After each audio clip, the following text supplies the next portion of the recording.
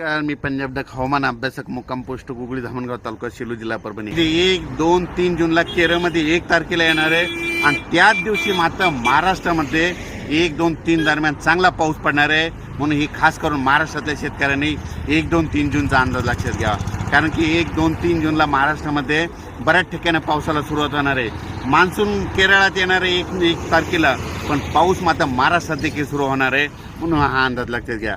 सर्व शेतकऱ्याला सांगू इच्छितो की राज्यामध्ये एकंदर परिस्थिती मान्सूनची खूप चांगली प्रगती आहे. म्हणजे मान्सून चांगला आहे. यावर्षी 8 जूनला चांगला मान्सून सगळीकडं सक्रिय होईल आणि सगळ्यांच्या पेरण्या होतील.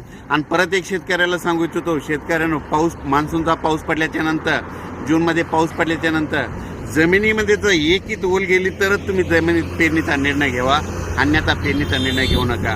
काय होतं, शेतकरी काय करतात, थोडा पाऊस पडला की गडबड करतात. म्हणून हे अंदाज लक्षात घ्या. मात्र 8 जूनला मात्र मान्सून चांगला आपल्या महाराष्ट्रामध्ये सक्रिय झालेलं दिसतं. पोषक परिस्थिती इतकी चांगली आहे म्हणून हे अंदाज लक्षात घ्यायचा. खरं तर पाऊस लवकर येणार होता, पण अचानक काय झालं, बंगालच्या खाडीमध्ये म्हणजे आज एक चक्रीवादळ तयार झालं आणि ते बांगलादेशकडे जाणार आहे. त्याच्यामुळे थोडा रेंगाळा होणार आहे. परंतु 1 तारखेला मात्र केरळमध्ये मान्सून दाखल झाल्याच्या नंतर 1, 2, 3 जूनला महाराष्ट्रात देखील पाऊस सुरू होणार आहे. म्हणून हा अंदाज लक्षात घ्यायचा.